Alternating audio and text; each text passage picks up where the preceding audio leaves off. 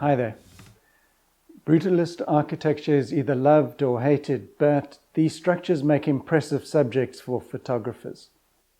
They are filled with distinctive lines, well-defined positive and negative spaces, and they often exude a kind of sense of ruthlessness. The recent multi-Oscar-nominated film, The Brutalist, has renewed interest in this relatively short-lived architectural movement. This film triggered similar mixed responses from lovers and haters. I thought it was beautifully filmed and acted. It reveals a principal character who's driven by his creative passions. For him, beauty was bound to truth, and this could be expressed through unembellished structures made of concrete. Answer me something. Why architecture?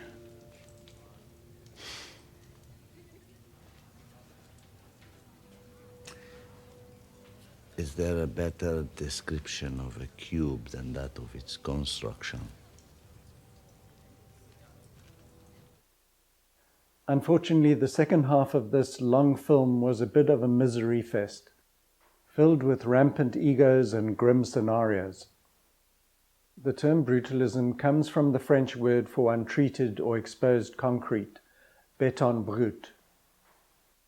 This architectural movement was epitomized by huge slabs of concrete, and they would typically leave the basic structure and foundations raw and exposed, creating a character that they saw as authentic and utilitarian.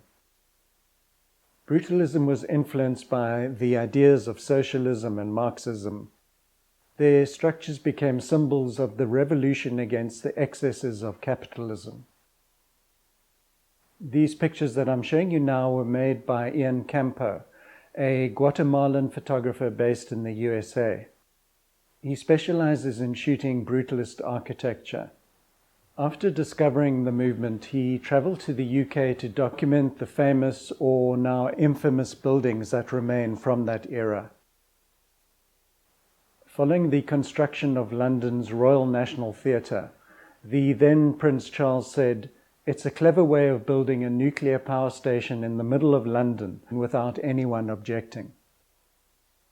The Bond writer Ian Fleming named a book and his chief villain after architect Erno Goldfinger. He had built a modernist structure next to Fleming's home in Hampstead.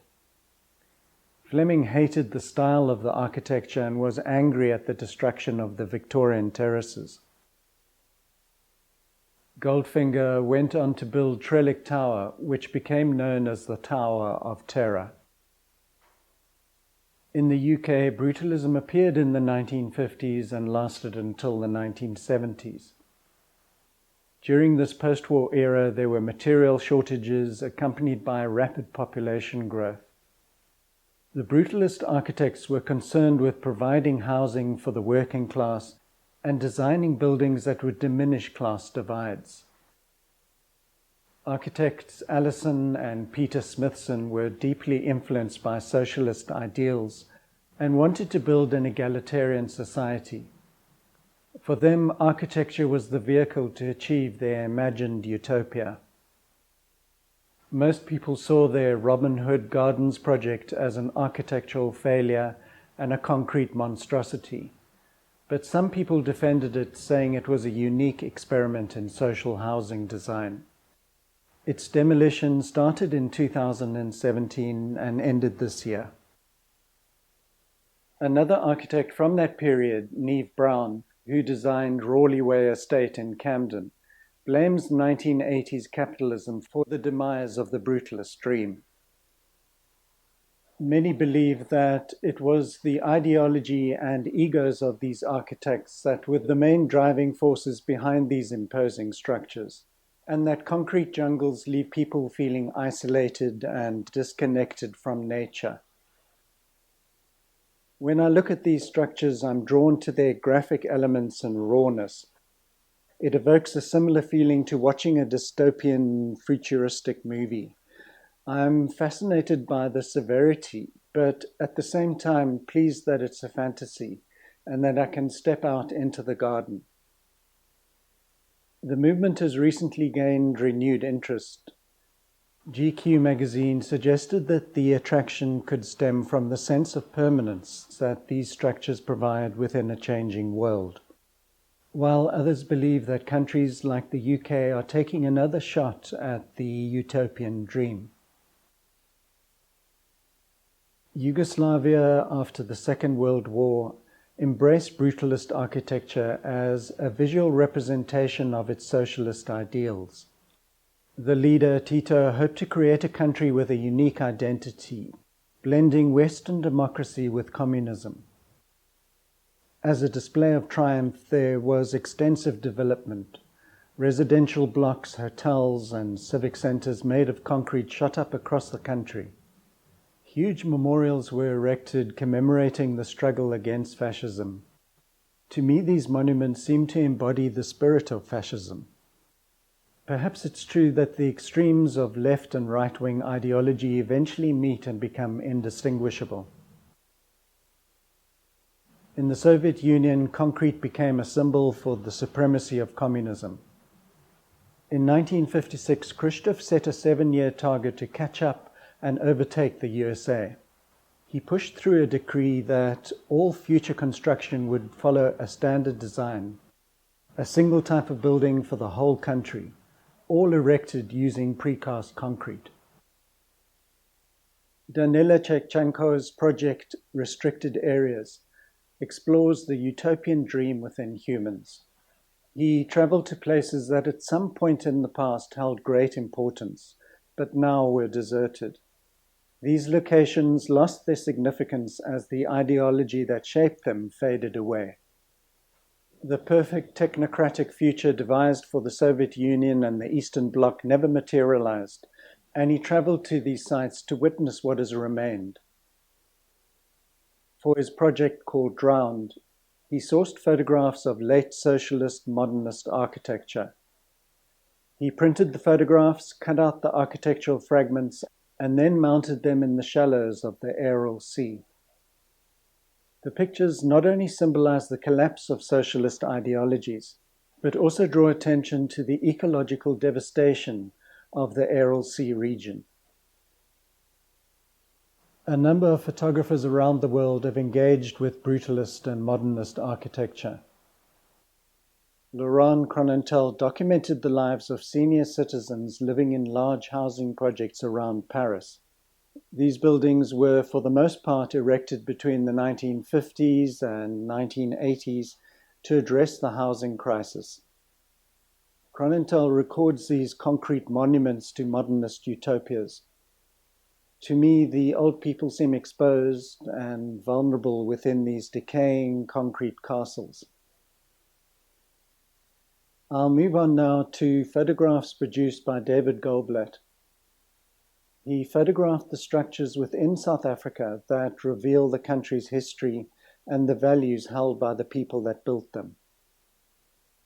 To illustrate the subject of this video, I'm going to concentrate mainly on those buildings that resulted from the rise of Afrikaner Protestantism and nationalism. This movement gave rise to the apartheid system and resulted in architectural structures that reflect their ideals.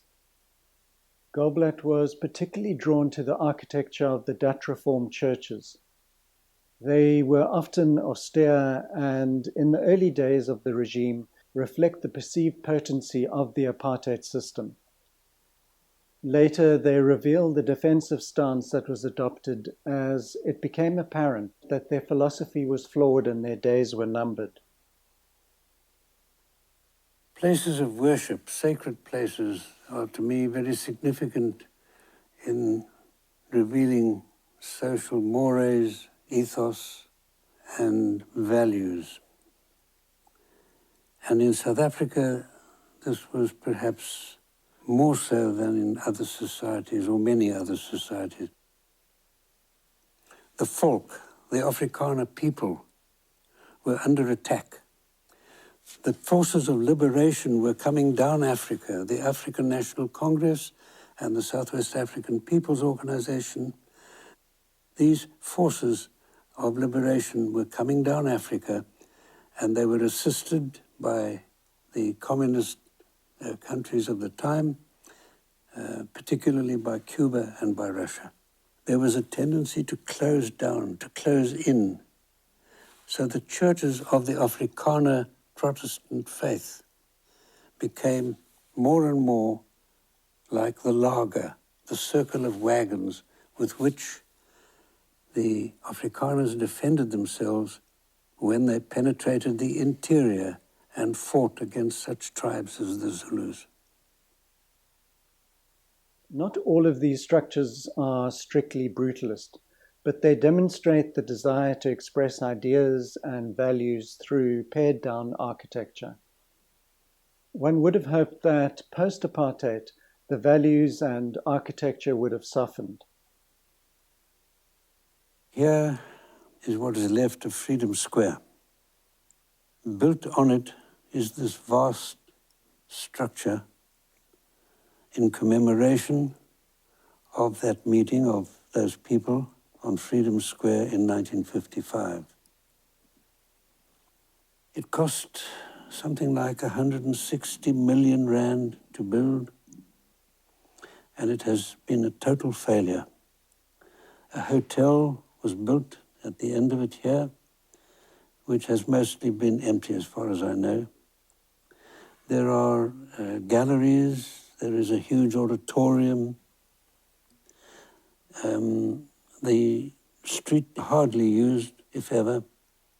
The street traders shunned these platforms. They continued to trade outside the center on sidewalks. And in my opinion, this was nothing but a memorial to the inflated egos of the people who designed and built it. And it is perhaps typical of the kind of, at best, let us call it unthinking in South Africa since the end of apartheid, but frequently it is riddled with corruption and the inflation of the egos of self-seeking people. Following the devastation of World War II, Japanese architecture experienced a radical shift. Their unique style of brutalism incorporated elements that reflected Japan's culture and history. I'll run some images by Paul Toulet. He became fascinated by these buildings and produced a book, Brutalist Japan. Later, he broadened his project within the East, calling it Brutal Zen. Okay, thanks for joining me, and I'll see you next time.